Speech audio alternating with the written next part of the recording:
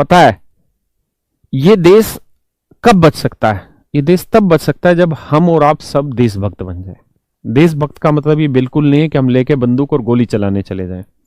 देशभक्त का मतलब इतना है, आज के वक्त में देशभक्त का मतलब सिर्फ इतना है मेरे बच्चे, कि हम सच को सुनने की शक्ति पैदा करें और जो हमारे काम है, जो हमारे कर्तव्य हैं, जो हमारी जिम्मेदारी है, उसका हम प्रॉपर निर्वहन करें।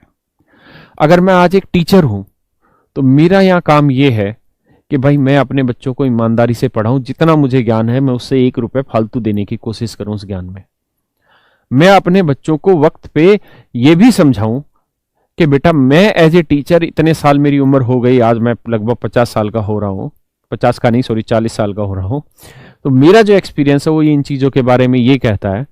और आपको अपने मार्ग को चुनने में मेरे दर्शनों की जरूरत होगी, दर्शनों का मतलब मेरे विचारों की जरूरत होगी, तो मेरे विचार इस तरह हैं। आज आपके लिए सच्ची देशभक्ति यह है कि आपके माँ बाप ने आपको पढ़ने का मौका दिया, तो आप मन लगा के पढ़ें। जितना मन लगा के आप पढ़ेंगे, जितना दिल लगा के आप पढ़ेंगे, वही मेरे दोस्त आपके लिए सच्ची देशभक्ति है। यह देश तभी बच पाएगा जब आप देशभक्त बन पाएंगे, और आप देशभक्त तभी बन पाएंगे आपको जब जो कर्म मिला है उस कर्म में आप 100% निष्ठा लाएं। तो मेरी आप सबसे हाथ जोड़ के रिक्वेस्ट है, इस ऑनलाइन गुलामी से बचिए। आप आजादी की कीमत जानें कि ये कैसे मिली है, इसके पीछे क्या प्रयास है। आप जरूर पढ़ना आज 20-25 मिनट भगत सिंह के बारे में देखना, क्योंकि केवल आजादी गांधी जी ने नहीं दिलाई, आजादी दिलाने के लिए बहुत सारे परवाने थे जिन्होंने अपना जीवन त्याग दिया। मेरे दोस्त, मुझे ये तो नहीं पता कि गुलामी किसकी वजह से मिली हमको, जरूर किसी एक व्यक्ति की वजह से ही मिली होगी। ये मैं कह सकता हूं कि कोई एक व्यक्ति होगा जिसकी वजह से गुलामी मिली, और उसका कारण है, आप अपने समाज में देख लीजिए, कोई भी गुंडा, कोई भी बदमाश तभी बनता है जब वो अपना पहला क्राइम कर लेता है, और अगर पहले क्राइम में उसको सफलता मिल जाती है तो उसके बाद वो बदमाश बनता चला जाता है। अगर उसको पहले ही क्राइम में सफलता ना मिले तो आगे कभी भी बदमाश नहीं बनेगा। तो हमें बेसिकली किसी ने गुलाम बनाया नहीं था, हम तो गुलाम खुद बने थे। किसकी वजह से बने होंगे पता नहीं, किस अंग्रेज के बच्चे ने जो भारत में पैदा हुआ, भारत की सत्ता में रहा होगा, अंग्रेजों से पहला गिफ्ट लिया हुआ किसी राजा ने, और धीरे धीरे उनकी बातों में आ गया होगा, किसने कब गलती की होगी, और फिर वहां से किस तरीके से वो प्रक्रिया चली होगी पता नहीं हमको। लेकिन आजादी ली बहुत मुश्किल से हमने। इस आजादी को सरवाइव कराना बहुत मुश्किल है। आने वाला समय जो होगा वो देशों का समय नहीं होगा।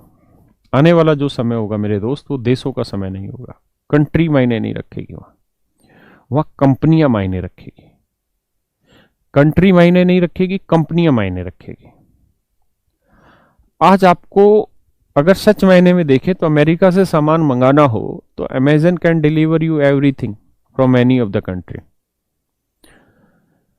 जिस तरीके से विकास हो रहा है, ये कुछ समय के बाद ये सीमाएं खत्म हो जाएंगी, ये बॉर्डर नाम की चीजें खत्म हो जाएंगी दोस्त। हर चीज ऑनलाइन होगी, हर चीज ऑनलाइन होगी।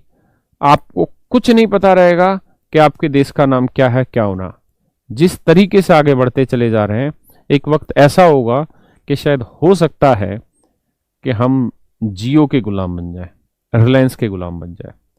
हो सकता है हम टिकटॉक के गुलाम थे अभी। देखिए, ऑनलाइन जो गुलामी है वो ऐसी है कि आपको पता ही नहीं चलता कि आप गुलाम हैं। मजे की चीज ऑनलाइन में यही है कि ऑनलाइन में हमें ये पता ही नहीं चलता कि हम गुलाम हैं।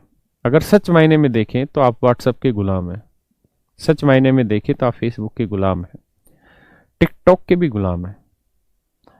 इसलिए आज इस आजादी के वक्त पे, आज भी आप आज इस वक्त पे आप भी अपने आप को आजाद करिए इन चीजों से। कोशिश करिए अपने आप को बांधा जाए। जैसे मैंने था, मेरे घर में कंप्यूटर है, मेरे पास इतना सामर्थ्य है कि मेरे घर में एक छोटा सा कंप्यूटर है, तो मैंने क्या किया, अपने मोबाइल से फेसबुक को उड़ा दिया और मैंने सिस्टम में फीड कर दिया उस ऐप।